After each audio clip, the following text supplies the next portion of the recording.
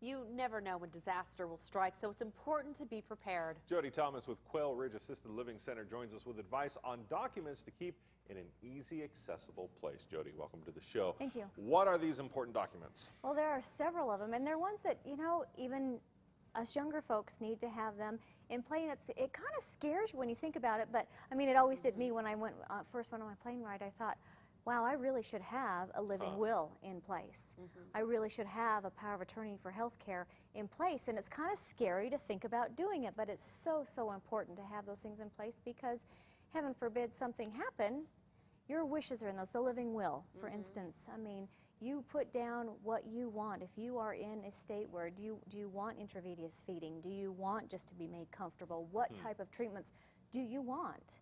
And so those are really vital. Now, you also want information about a healthcare proxy. Explain exactly what that is. That is designating someone in the event that you are unable to make healthcare decisions for yourself. You're in a coma, you're in a vegetative state.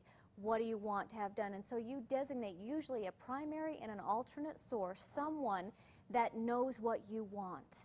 Somebody that can make that decision, that can say, you know, yes, Libby wants full resuscitation, she wants the tubes put in, she wants that, or no, you know what, just let her go. You know, somebody that knows. These are big decisions, obviously.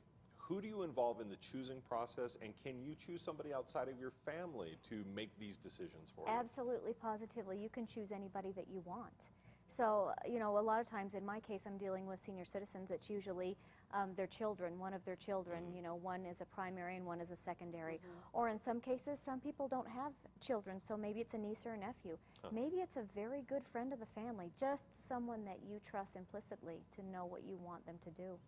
Now, some other documents you have listed are about organ donation and a DNR, and I do not know what a DNR is. It is a do not resuscitate. And the state of Idaho actually changed it. It's called a post form these days. It's Physician's Orders for Scope of Treatment.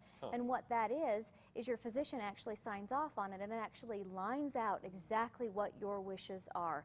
Again, talking about whether you want to be resuscitated or not, whether if you have a cardiovascular event or something, a respiratory event, do you want them to do CPR on you? So DNRs, do not resuscitate order. Yes. Jodi, tell me, what is a face sheet? That's what we call, in assisted living, a lot of healthcare organizations. I thought that was the easiest way to put it. But a face sheet includes your name, your date of birth, your insurance information, a lot of times, your physician, your pharmacist. Do you have a home health provider? Do you have a hospice provider? Your power of attorney. Emergency contact information. Say, you know, EMS came to your house one day and you had made the call, but nobody was there to answer those questions, and you were unable at that point. If you have that stuff available, they have your emergency contacts, they have your physicians right there. So then for the elderly, should they have this in their bedside table someplace where if they are not aware, where they can even say, oh, it's over in the dresser, is there a place where people tend to look for this information? I would say a bedside table is a great place to start your nightstand, somewhere right there. Also, another thing that you want to have is a list of your current medications. Really, really critical to have that list of medications, along with maybe a health history, recent hospitalizations, anything that would be helpful, again.